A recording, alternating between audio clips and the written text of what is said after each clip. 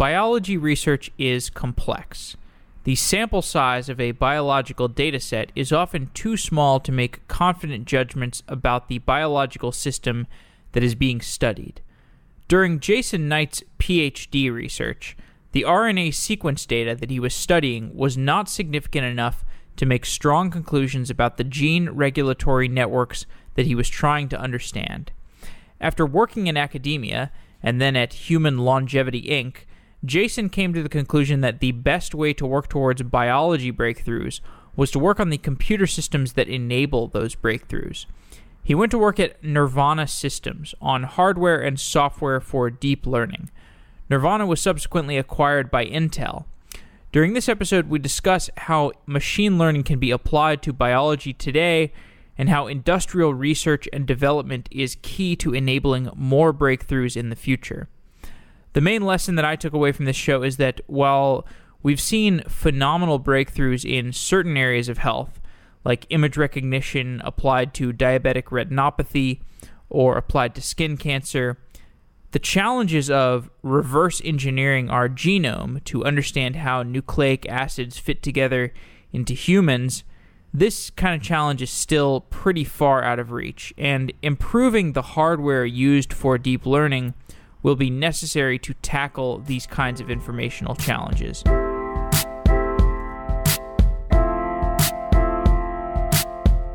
Are you ready to build a stunning new website? With Wix.com, you can easily create a professional online presence for you and your clients. It's easy. Choose from hundreds of beautiful, designer-made templates. Use the drag-and-drop editor to customize anything and everything. Add your text, images, videos, and more. Wix makes it easy to get your stunning website looking exactly the way that you want. Plus, your site is mobile optimized, so you'll look amazing on any device. Whatever you need a website for, Wix has you covered. The possibilities are endless, so showcase your talents. Start that dev blog detailing your latest projects. Grow your business and network with Wix apps that are designed to work seamlessly with your site. Or simply explore and share new ideas. You decide. Over 100 million people choose Wix to create their website. What are you waiting for? Make yours happen today. It's easy and free. Just go to Wix.com, that's Wix.com, and create your stunning website today.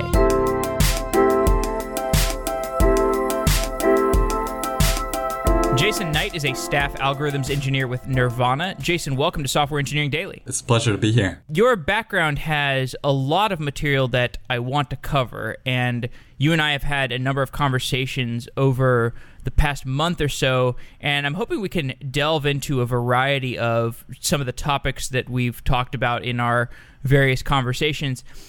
Your work in machine learning started when you were a PhD student. You were looking at RNA sequences. Explain what you were doing during your PhD. Right, so my PhD was kind of on both sides of the fence, both theoretical and kind of more applied. On the theoretical side, the idea is that a lot of statistics, classical statistics, and then the machine learning, statistical machine learning that came about from that has these kind of large sample assumptions where you assume that you're going to get more data over time, or you have a large enough amount of data that you can make these kind of asymptotic arguments to say, well, you know, when I get enough data, then all these nice things will happen. Unfortunately, with medical data and biological data, typically the sample collection process is rather expensive or difficult, and also the domain itself, the problem domain, is just such a complex, high-dimensional space that your sample size relative to the complexity of the problem is typically much smaller than you would like. So these asymptotic arguments don't hold as much water, and so the theoretical work was basically assuming you have a small amount of samples, what is the best you can do with that, and what are the kind of theoretical guarantees you can make, especially given that it's human lives on the line, essentially, when you're making these kind of predictions of drug treatment outcomes and such like that. So that was the theoretical side. how can you work with small samples in this complicated domain? And so there's kind of a variety of techniques. That's not an uncommon scenario. There's, whether you're talking about human health or something that's far outside the realm of human health, there are plenty of problems with small sample sizes where nonetheless we would like to make predictions about them. What kinds of techniques can you use in that kind of domain?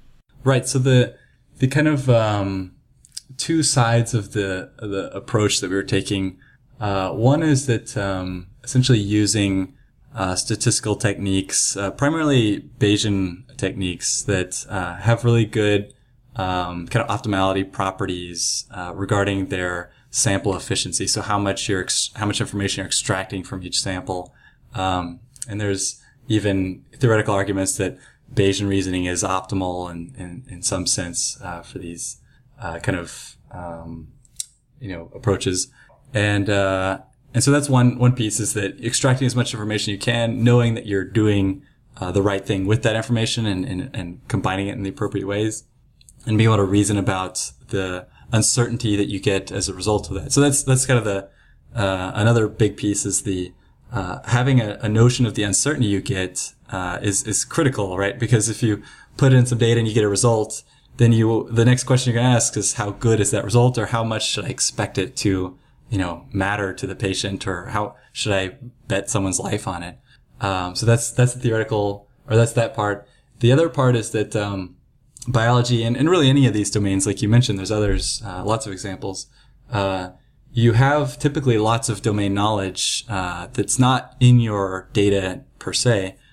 For example, biology, we know all this information about biological pathways and the hierarchical, nature of nucleic acids and cells and tissues and organs and all these things. So how can we take that prior knowledge, is what we call it, and encode that in a way, encode it into your model so that it constrains your analysis, so it improves reduces the uncertainty with the limited amount of data you have. When you have that kind of situation where you can only come to a very uncertain judgment, like you come to a conclusion, but you are so uncertain about it, what is the practical application for that? Is it just something where you look at it and you say, okay, we can't necessarily act on this, but we can use this result as a clue to explore something else? The prediction of the algorithm is just one part, and it's the uncertainty you have in that prediction is almost as valuable as the prediction itself, because when you receive, essentially it's the same thing as if you're talking to a doctor and he tells you to do some treatment, then you're factoring in, his credentials and the accolades he has and what recommendations he has in terms of whether, you want to follow his advice and whether you want to get a second opinion. And it's the exact same thing with a machine learning model, is that if the uncertainty is too large, then you either need to collect more data, your model doesn't match reality, and so the data isn't informing or training the model well. So you need to either change the model, collect more data, or maybe you're asking the wrong questions. You were modeling gene regulatory networks, and you were using Bayesian statistical models with advanced Markov chain Monte Carlo techniques. Can you give me kind of a summary for what exactly was the data set you were working with, and what operations you were performing on it, and what tools you were using?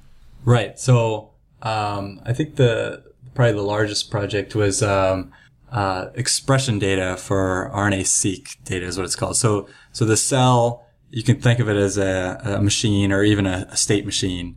And it has free-floating RNA that is ready to be translated into protein.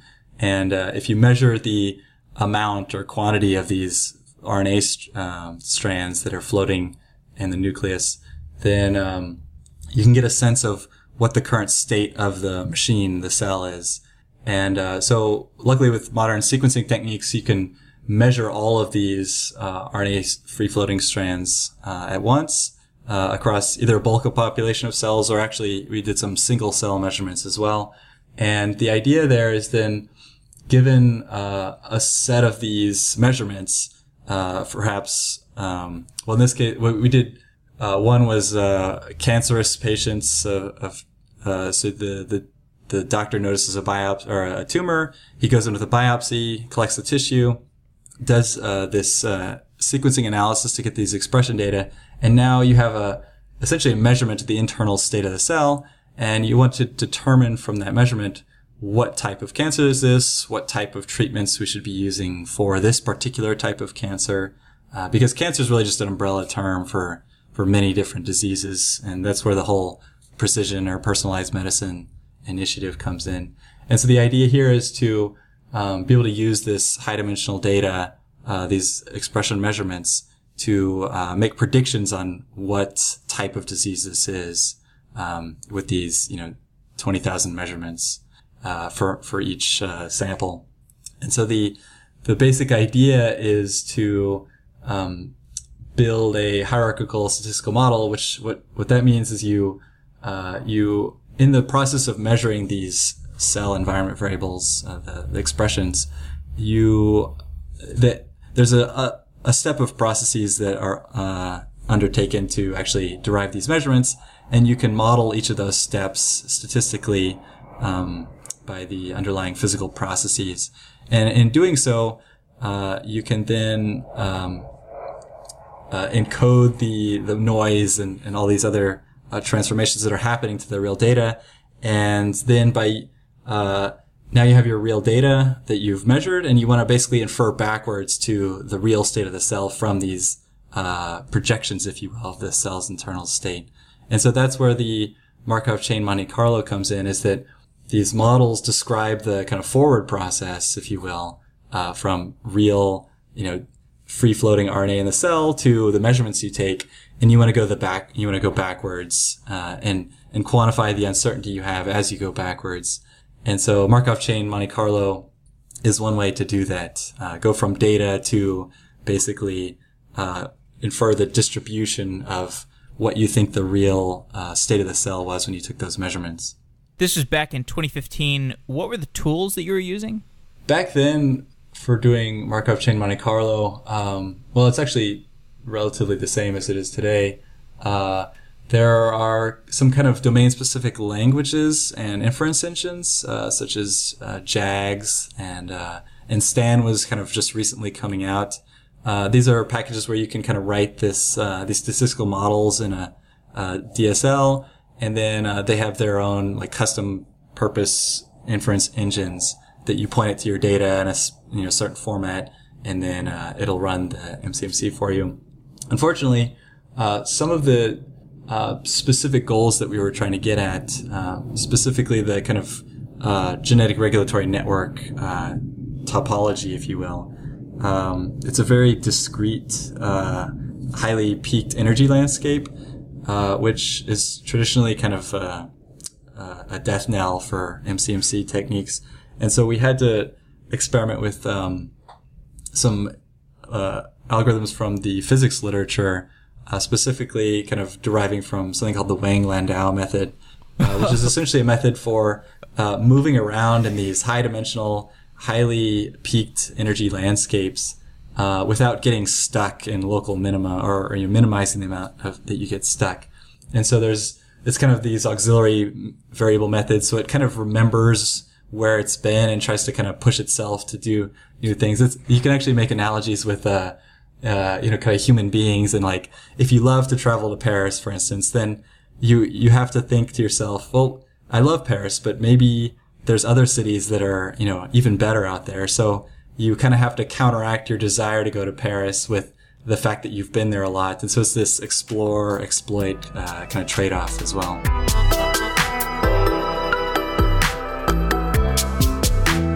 You are building a data-intensive application. Maybe it involves data visualization, a recommendation engine, or multiple data sources. These applications often require data warehousing, glue code, lots of iteration, and lots of frustration. The Exaptive Studio is a rapid application development studio optimized for data projects. It minimizes the code required to build data-rich web applications and maximizes your time spent on your expertise.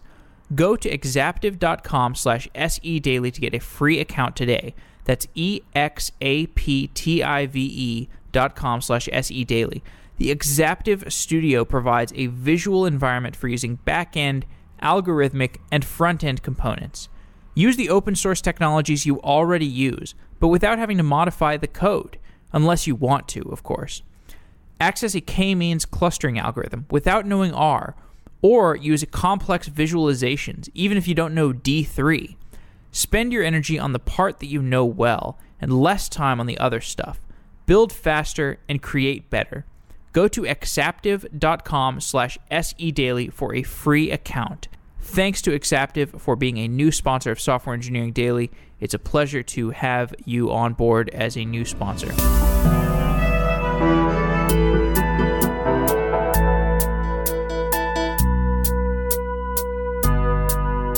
Okay, so I want to keep moving through your work history.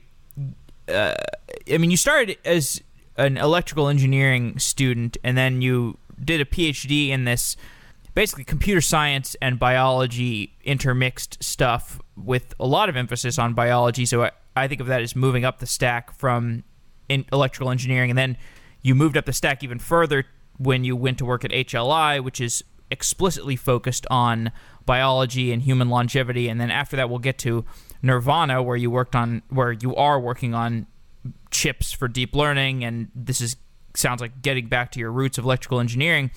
But touching on HLI, Human Longevity Inc. Explain what HLI does.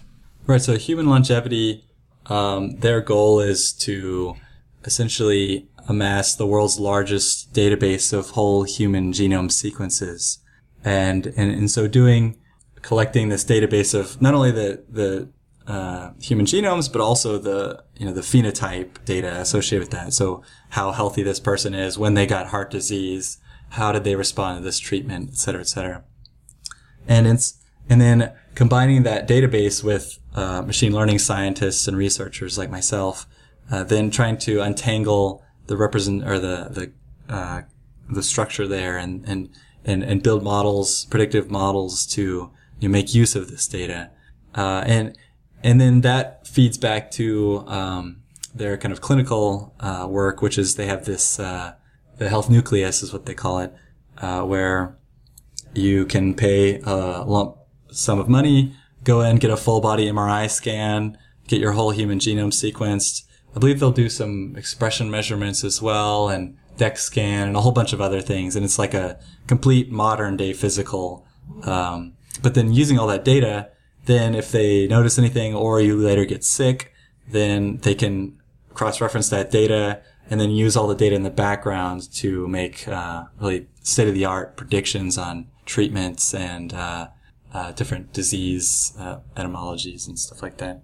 The folks in Silicon Valley who talk a lot about longevity, like Peter Thiel or Craig Venter, who is part of HLI, runs HLI, or Larry Page, these people have really turned my understanding of debates around human longevity and death on their head.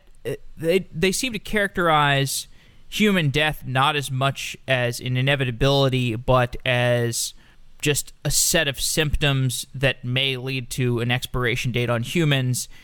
Those symptoms, can be isolated and perhaps dealt with. What are some of the fundamental aspects around human health that your opinions evolved on or changed when you were at HLI?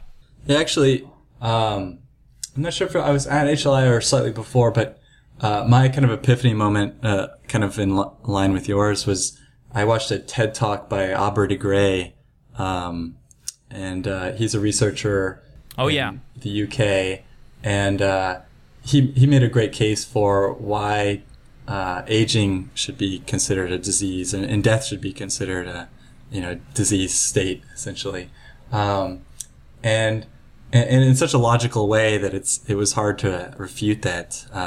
And I just never really thought about it explicitly before, but after hearing that, I was like, oh, that makes complete sense. And so that really, then when I saw, I guess, the HLI kind of job advertisements, it really resonated with me. in terms of, there's not a whole lot of better things to work on. I believe this is also one of Elon Musk's, central challenges, though this one he decided not to work on. One of the few, I guess. Yet, yeah. Tunnels first. And so, yeah, I really, I think it's an excellent, audacious goal. And, the problem is biology, the deeper you look, the more, twists and turns she weaves for you. So but that's part of the fun of it, is it's just such a amazingly complex and fascinating, system. That's what I've always found interesting about it. I did biology in school for a while before switching to computer science, and I love the fact that biology is such a more humbling field than computer science. Computer science is always like, we'll find a solution to this. We built this system. We can build another system on top of it. It'll be better. It'll be faster. And biology is this slow, arduous dissection of something that we just don't understand. Yeah, definitely. Definitely humbling is a good way. But it's also interesting because you can essentially, since it is designed, outside of human hands, then there are lots of things you can learn from it, and apply those back to computer science even. Like, the distributed kind of modular systems. I mean, that's biology's bread and butter. So we're really just, playing at the kids' table, when it comes to, orchestrating complex processes, through across very noisy channels and designing robust systems in the face of these, complex and noisy domains. Speaking of which, you left HLI to work at Nirvana, which is a company that's building a platform for deep learning. Explain what that means. What's a platform for deep learning? Yeah, well, actually, if I could take a step back, so the reason I left HLI is I basically the complexity of biology is I thought that having a large enough data set would be enough, and maybe it is. There's still lots of great people working on it, but I feel like what's needed now in the field is more stronger machine learning technologies, and so that's why I was really drawn to Nirvana, because they're really pushing the boundaries of what you can do in terms of enabling infrastructure for data scientists, and so that's why I want to be a part of this. And yeah, so Nirvana is kind of doing the full stack, or was, and continues to inside of Intel. So they're developing a deep learning specific hardware to enable new types of network topologies that have never been done before, and then on top of that, a software infrastructure to enable these experimentation of these new larger models, and then also the cloud infrastructure to abstract away the details and allow people to use this hardware without having to install it in their chassis themselves. Let's walk through some of these aspects of what you've worked on in Nirvana. Nirvana has something called Neon, which is a reference deep learning framework for high performance on hardware. So at the bottom of the stack, we have actual hardware that is running computation. At the top of the stack, we have our application level code. That's Spark or TensorFlow or Python or whatever you're talking about. Where in this stack between the application level and the hardware level does this Neon reference framework sit? Right. So Neon is designed to be at the same level as TensorFlow or a Keras, or somewhere around there. So that the user, the data scientist, would directly import Neon in their Python script and then use those primitives and building blocks to build up their deep learning topologies. Okay, and what exactly does it give them? Originally, Neon was its claim to fame is its performance. So still in benchmarks by Facebook and others, the performance of Neon on GPUs is still unmatched, even by NVIDIA's own cuDNN libraries. and that's from some serious optimization work done by some others here that I claim no ability to do myself. And then now, as we're moving further into the future, we realize that deep learning is moving so fast that that it's quickly becoming apparent that the main workflow for data scientists in the future will be less and less about building new network topologies from the core building blocks that they're doing that are being used right now, convolutions and gems and such, but rather it'll be more stitching together pieces of existing architectures and reusing those and allowing data scientists to move up the layers of abstraction. So that's one thing we see moving into the future, and really enabling data scientists to do that in a seamless way is one thing we're looking at here. So yeah, really looking at how we can build composable systems for deep learning that enable data scientists to move higher up the abstraction. And you're also seeing this from TensorFlow with their recent announcement of the layers API and the integration of Keras. But we think that can be taken even further. So we're really excited to see what we can do in terms of making data scientists, empowering them that much more. And we've seen this firsthand because we do customer engagements as well. So I was lucky enough to be part of one that was starting right as I joined, actually, and really seeing firsthand how the interaction of the data scientists, our team, and the customer work together, and the way that these deep learning models are iteratively built, and the abstractions you need, like all that feeds directly in to what we need from deep learning frameworks ourselves. So we dog food a lot internally. When you talk about a data scientist from Facebook, for example, they import Neon and it somehow makes their code more performant. What is it doing? Is it changing the order of their bytecode instructions, or what exactly is it doing to improve the performance of their code? Right. So it's essentially a compiler, and so it does all the kind of things a compiler would do, but focused at the tensor matrix linear algebra type abstractions, rather than typical LLVM or Clang, where it's rearranging memory loads and stores. Here we're looking at the memory usage patterns and reusing memory buffers for intermediate values that are no longer live in the computation,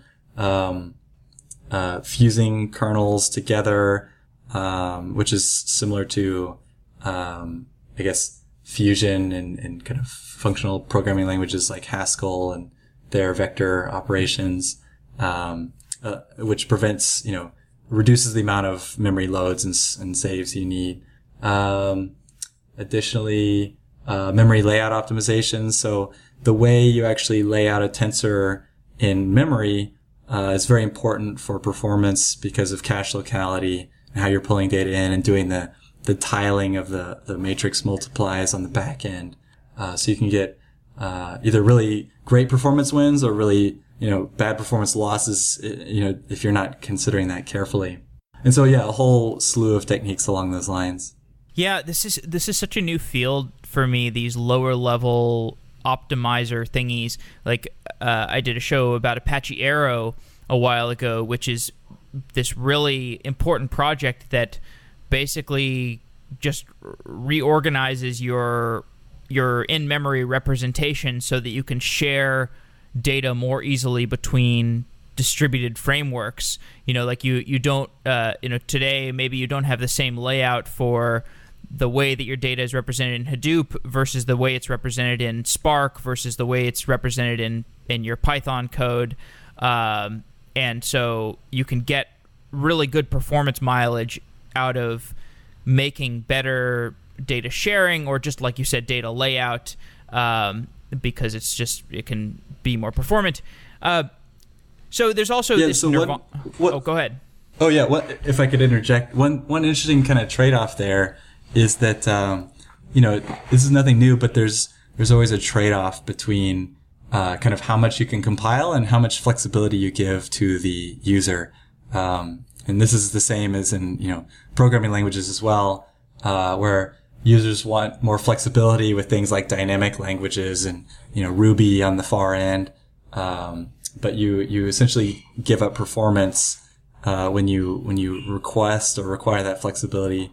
And so actually in deep learning, we're starting to see this where, you have these dynamic, topologies where the topology of the neural net actually depends on the data input itself. And so it makes compilation difficult, because the topology is changing between data inputs.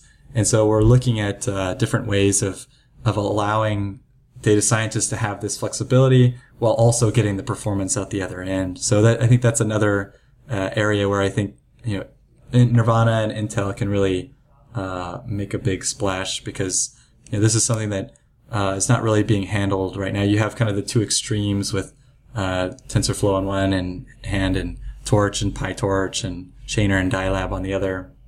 And nothing really kind of giving you the best of both worlds with something like, Julia, where through JIT compilation, you can, essentially, regain a lot of the flexibility while also retaining much of the performance if you make the right set of trade-offs.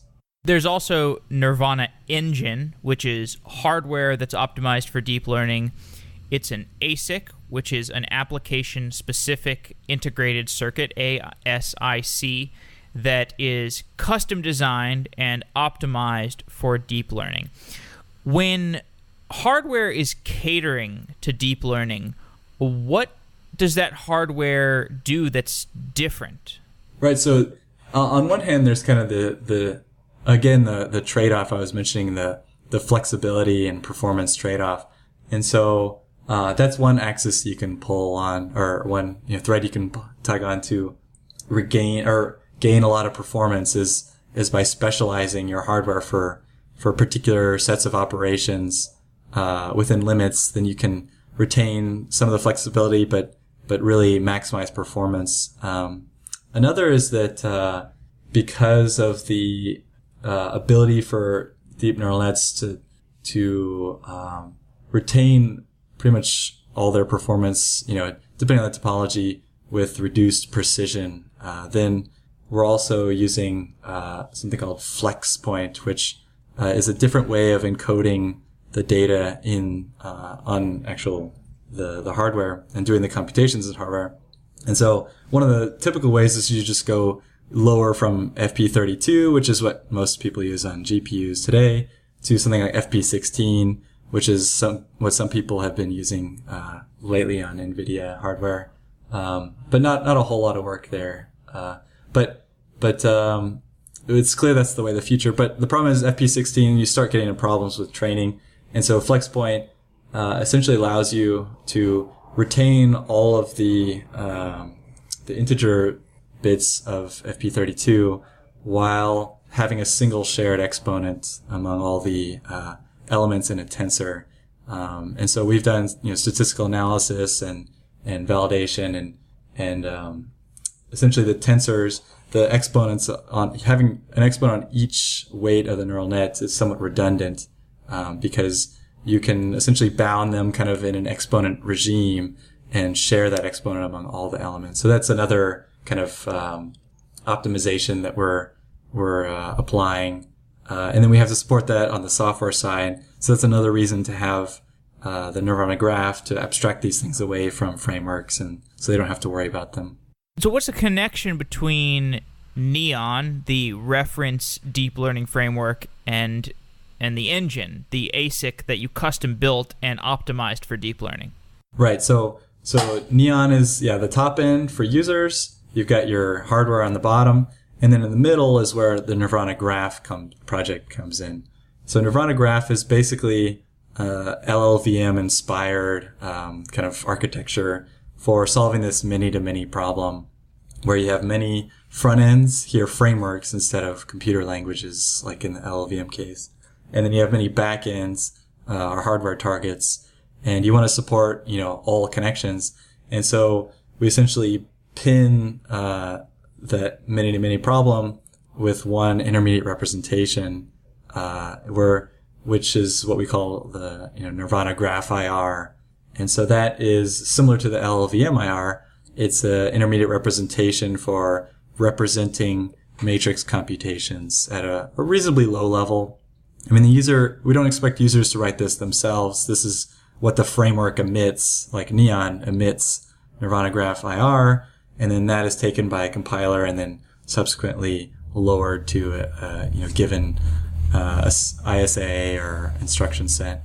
We've got a show coming up about LLVM, so luckily this is like just in time. I sort of understand what an intermediate representation is and am gradually getting an idea for why LLVM is a big deal. But could you just shed some light on that? Explain what an intermediate representation is and explain in a little more detail where you are drawing inspiration from the LLVM world. LLVM being what was originally called low-level virtual machine. But it's turned into this ecosystem of compiler tools that's widely used in places like Swift and Rust, and I'm sure lots of other places.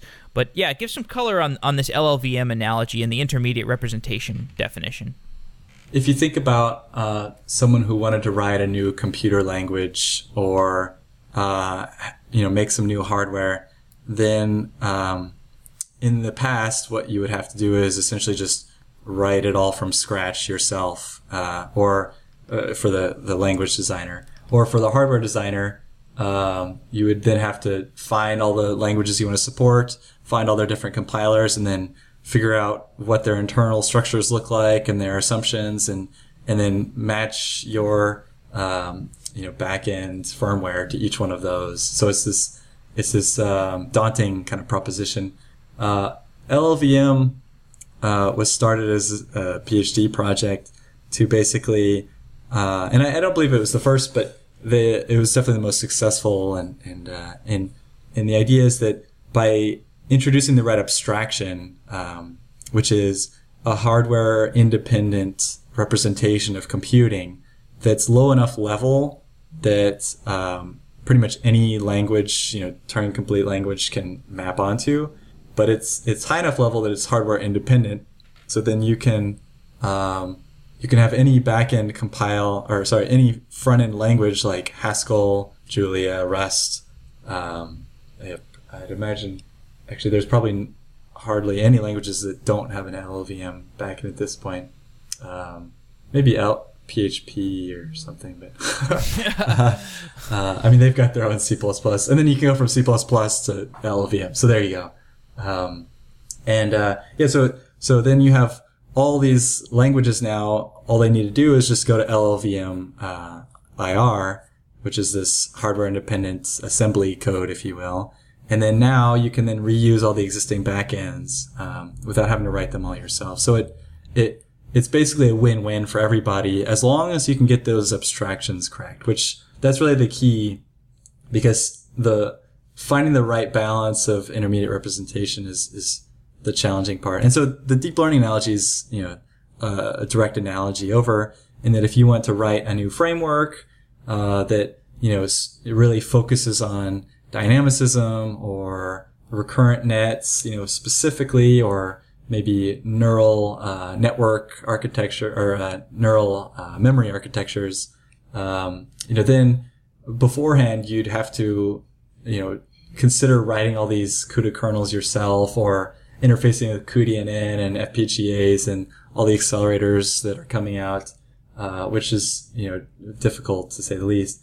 Whereas now you can target one intermediate representation, and then you get all these backends for free. And same with hardware vendors as well.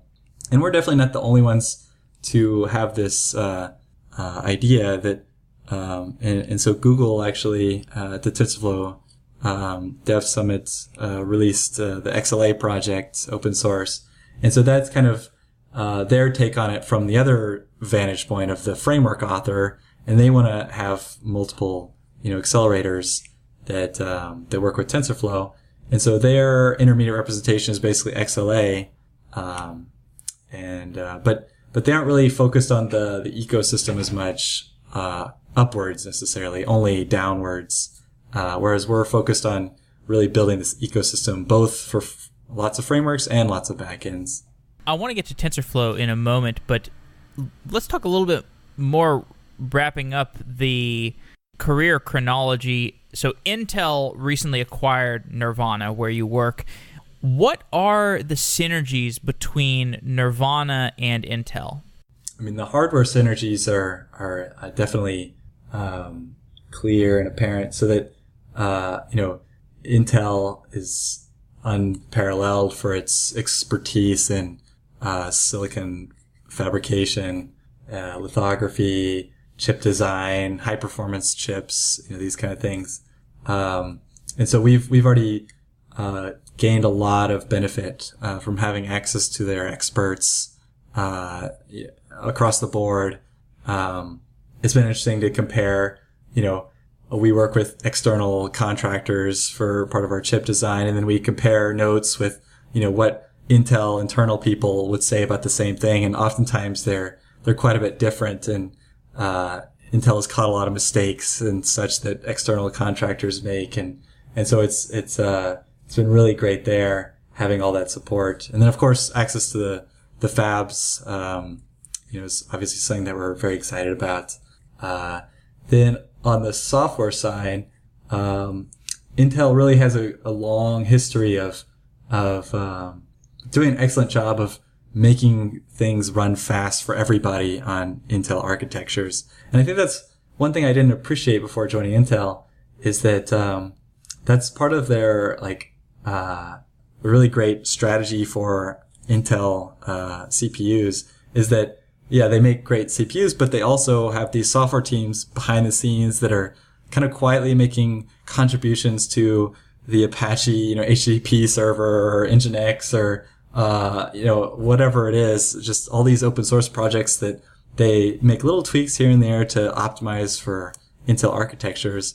And then lo and behold, when an Antec or some hardware, reviewer looks at performance across, the workloads that people care about, then Intel's faster, not only because the hardware is great, but because they've done all these software optimizations behind the scenes, essentially. And so I think that kind of fits with what we're trying to do here, is just make deep learning faster for everyone, and enable kind of the new wave of artificial intelligence that we're seeing really take hold. And I mean, it's in everyone's pocket every time you talk to Siri or Alexa or OK Google. I want to understand a little bit more about where we're at in terms of the chip industry, where these different players are, because I know that there was this big shift in the chip market, the way the chip market worked as a result of mobile, and it seems like we're going through another one of these massive transformations because of the machine learning specific chips. And as I understand the history, the GPU companies stumbled into a gold mine, basically because they initially made these GPUs for gaming, and it turned out that Wall Street and every other high-performance computing outlet wanted to do the same sort of matrix calculations that GPUs were originally intended for games.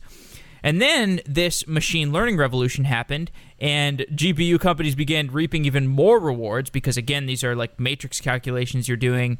Can you give some more color on the history of high-performance chips and where the different players sit today? Yeah, I can try. I understand it's a big question. There's a lot of it's interesting. Hardware also follows the kind of cyclical bundling and unbundling cycles that software. Though I don't know if you could quite call it bundling and unbundling, but it's basically like. Although I think Moore's law has kind of taken that and added another dimension of change on it. So essentially, you saw this kind of proliferation of add-on device cards. And I guess the 90s and maybe early 2000s of you can buy a sound card from Sound Blaster and video cards from Voodoo and ATI and all these companies. And, and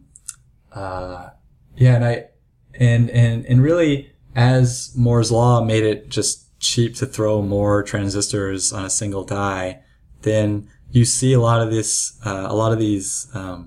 silicon IPs, which were traditionally discrete things, essentially just bundling more and more onto the processor itself, or first the North Bridge and then the processor itself. And so, like sound card industry is, been largely subsumed by just, the single North Bridge chip on your motherboard, and then that's all moving to system on a chip, systems. And, but it's interesting though that the one factor that seems to fight against that is when with something like gaming, you have, or now with deep learning, you have just a strong enough pull from industry to continue to want more and more die space that it makes sense to have this separate card for these specialized applications. And then now that it's becoming so exciting for the applications, it's actually it's even like growing at such a rate. And so it'll be interesting to see what and then you have to overlay this with the kind of cloud and edge device, like you were talking with Peter Levine about the end of cloud. And so that whole discussion also needs to kind of overlay here in terms of how much deep learning computation is going to happen at the edge versus in the cloud. And then there's the whole training versus inference side of things. How much training are you going to be able to do on your edge device? How much training do you want to do on your edge device? So that's, I think, I probably just kind of illustrated more questions than answers, but hopefully that's part of the exciting reason why it's so exciting working in this field, because there's so many factors at play. Yeah. And there's so much at stake in a good way. Like the possibilities and opportunities are just gargantuan. So it's really exciting.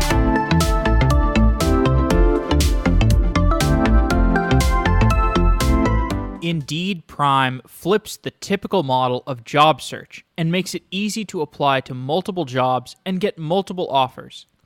Indeed Prime simplifies your job search and helps you land that ideal software engineering position from companies like Facebook or Uber or Dropbox. Candidates get immediate exposure to top companies with just one simple application to Indeed Prime. And the companies on Prime's exclusive platform message the candidates with salary and equity up front. Indeed Prime is 100% free for candidates. There are no strings attached. Sign up now and help support Software Engineering Daily by going to Indeed.com/SEDaily. That's Indeed.com/SEDaily if you're looking for a job and want a simpler job search experience. You can also put money in your pocket by referring your friends and colleagues. Refer a software engineer to the platform and get $200 when they get contacted by a company, and $2,000 when they accept a job through Prime. You can learn more about this at Indeed.com/prime/referral. That's Indeed.com/prime/referral for the Indeed referral program. Thanks to Indeed for being a continued sponsor of Software Engineering Daily. If I ever leave the podcasting world and need to find a job once again, Indeed Prime will be my first stop.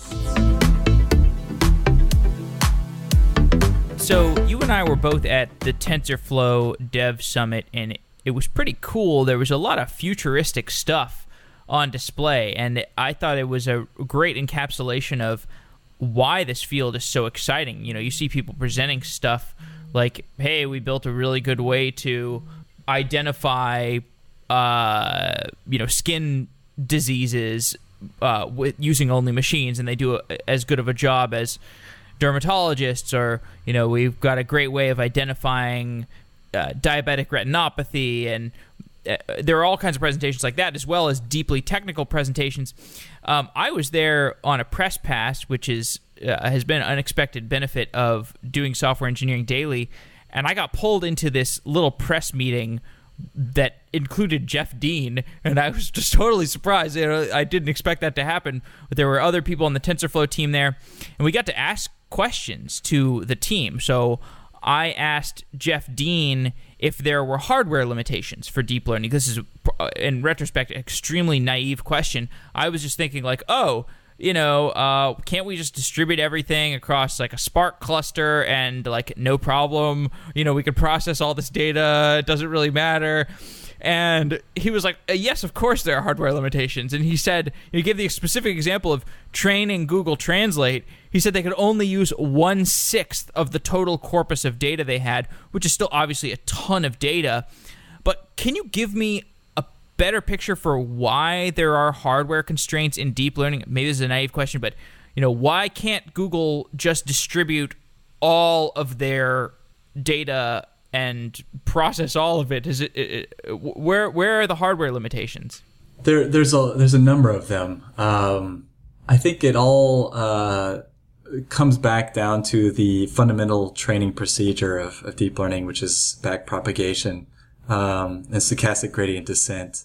So the idea is that you've got this large training corpus and you've got this large function approximator with tens of millions or even tens of billions, I think, is the latest paper I saw of parameters that you need to train, and you basically initialize them randomly, all these millions of parameters, and then you slowly nudge them in the direction that you want them to go. But the key is that you nudge them in by using small batches called mini batches of your data, and the problem is that traditionally, deep learning arose with a grad student on his laptop or desktop, and doing these mini batch updates, one at a time sequentially, using about, 100 examples at a time. And the problem is that if you use too many examples,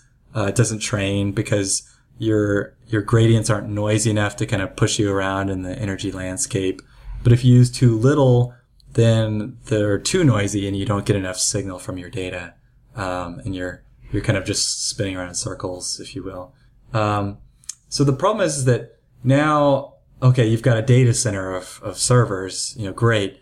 So each one of these can individually process these mini batches, but then now you have the question of how do you combine these together? And, that's a non-trivial problem. And the difficulty comes from a number of factors, but a lot of times it just doesn't work. Like you can't just throw more computation at it in a distributed fashion and then have it still converge to the right answer. And that's one of the kind of fascinating areas of deep learning is that training these algorithms is still very much of a dark art, and that we don't have a whole lot of theoretical guidelines in terms of why some hyperparameters work and why some don't. And similarly, when you try to distribute this, we don't have theoretical guidelines for why or how you should combine these together. There's lots of, great work, out of lots of research groups on different asynchronous and synchronous combination techniques, but it's essentially just the optimization itself of deep learning networks is, finicky enough that it makes the computation challenges that much more difficult because you can't just throw parallel hardware at the problem. And so one way is you get individual cards that are faster. So that's, obviously what everyone's trying to do because that's the kind of straightforward answer.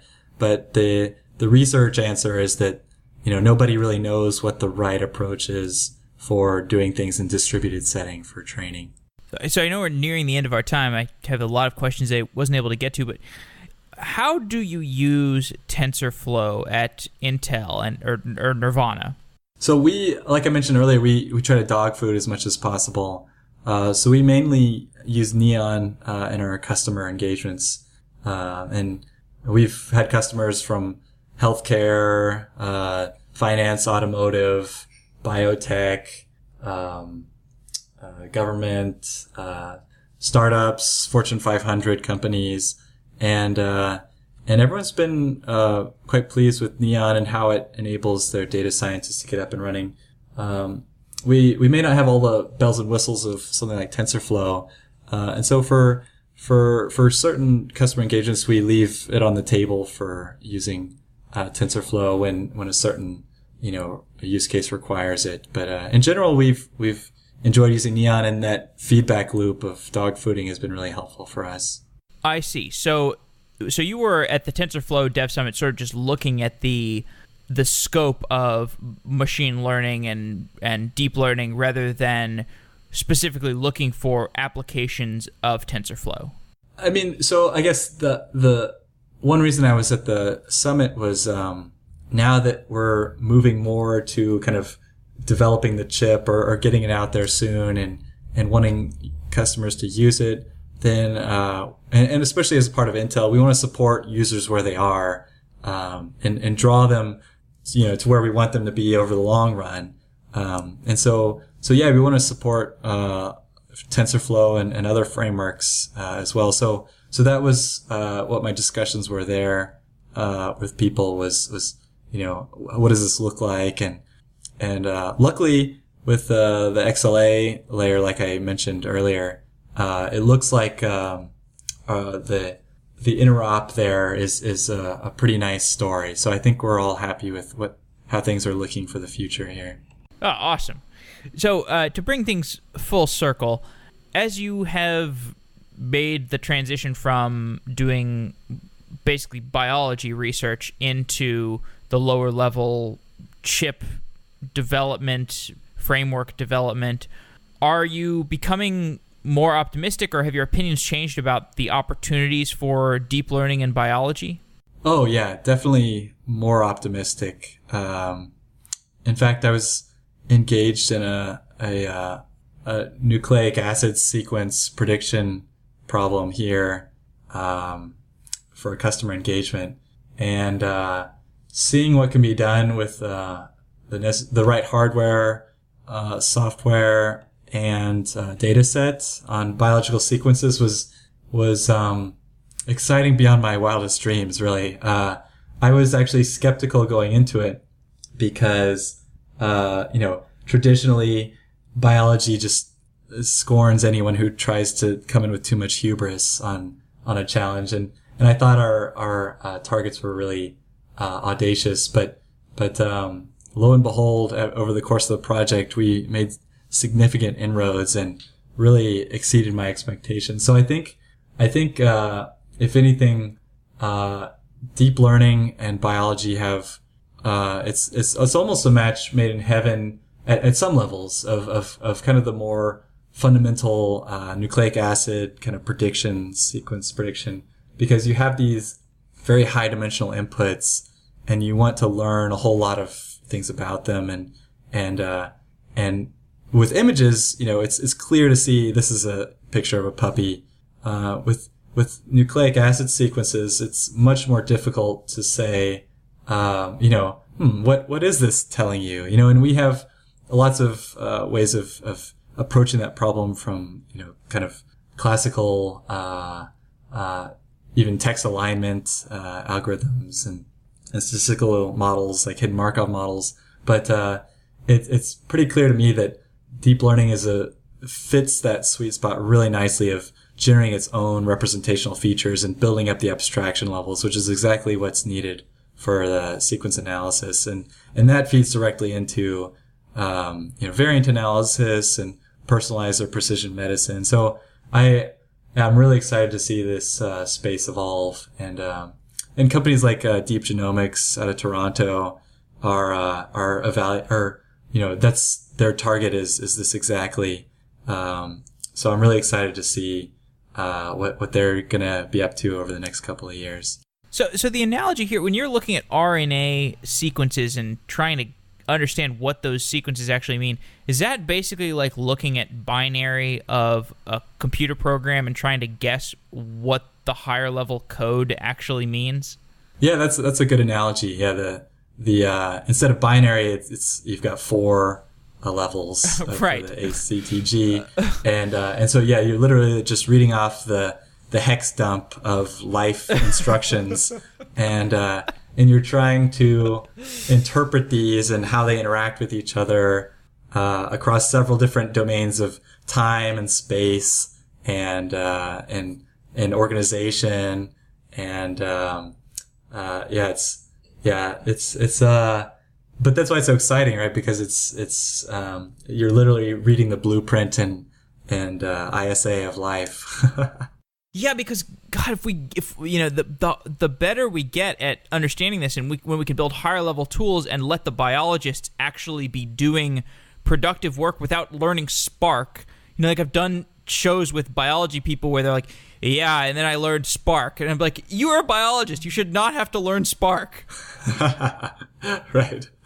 Right, yeah, and it also gets really exciting when you consider the generative models as well. So deep learning, a lot of what most people see is the kind of prediction classification type style of, this, it predicted that a puppy's in my picture, or it predicted what I just asked my phone to do. But, the generative adversarial networks and the variational autoencoders have shown some really, great work in terms of, being able to generate novel either proteins or sequences, more on the small molecule area, but when you think about applying this to DNA or RNA, then that's where it gets really exciting is, okay, dial me in an RNA that does this and has these properties, and then you just kind of generate example strands, and then you can synthesize these in mass and then test them against a broad slew of things in your cloud biology laboratory. So I think the sky is the limit here. Oh my God, this is so exciting! Yeah, I know. and any timeline predictions? Like, when does it start to get really weird? I guess it's pretty weird already. Like pretty exciting already. It's so hard to predict where we're going to be in 5 or 10 years. It's like impossible. Yeah, I think. I guess one prediction is I think the biology. Well, and the problem is like biology, or not problem, but crazy thing is that biology is the piece that I know about. And so I'm really excited about that. But you can imagine that for every domain that's out there, like they have these core problems that, they haven't been able to solve, with computers, and possibly they can, have a new tact at attacking them now. And so like biology is just one microcosm of example. I mean, it's a big, very profound one, but it's like as deep learning propagates into all types of industries, it's like, software is eating the world, but machine learning is also going to eat the world behind it as part of software. And deep learning is probably going to be a large part of that, or will be a large part of that. So yeah, I think, and my prediction is that those propagations out to industries will, they're not as sexy as artificial general intelligence and AGI, which, most people don't really fully realize that the question answer bots that we really want, out of OK Google or Siri or Alexa, for those to be fully like where we want them to be requires AGI. And yeah, we'll have a good amount of utility out of them, but AGI will be the last domino to fall. Like it'll definitely propagate to these industries first. But that's just my meaningless 2-cent prediction. So. All right. Well, really fascinating stuff. I could talk to you for a couple hours longer, but I think we'll wrap it up here. Jason, thanks for coming on Software Engineering Daily. It's been a real pleasure getting to know you, and I really enjoyed this conversation. Yeah, thanks you, Jeff. And actually, if I could make a quick mention, we are hiring here at Nirvana Intel. Yeah, for sure. Anyone who's interested in joining us here, it's a really great culture, hiring in positions in the Bay Area and San Diego and elsewhere. So look us up on jobs.intel.com, and yeah, because we are looking forward to enabling data scientists for the next generation of deep learning. All right, sounds great. Well, Jason, thanks again. I'll talk to you soon. Yeah, thank you, Jeff. Take care. Bye. Few quick announcements before we go. Software Engineering Daily is conducting our annual listener survey, which is available on softwareengineeringdaily.com. You can click on the survey link. The survey really helps us understand our listeners and gives us data that we can show to advertisers that help get us better sponsorship deals. Also, the Software Engineering Daily community has started working on Minor Ranker. This is an open source newsfeed platform. We are trying to democratize the idea of a newsfeed so that The only news feeds in town are not necessarily Twitter or Facebook or any other centralized news feed. We'd like to make it possible for anybody to make a news feed. So you can check out the Minor Ranker project at minorranker.com. You can check out an implementation of Minor Ranker at softwaredaily.com. You can find links to all of this stuff at softwareengineeringdaily.com. There you can also find a link to join our Slack group, to follow us on Meetup for future meetups, and other information. So thanks again for listening.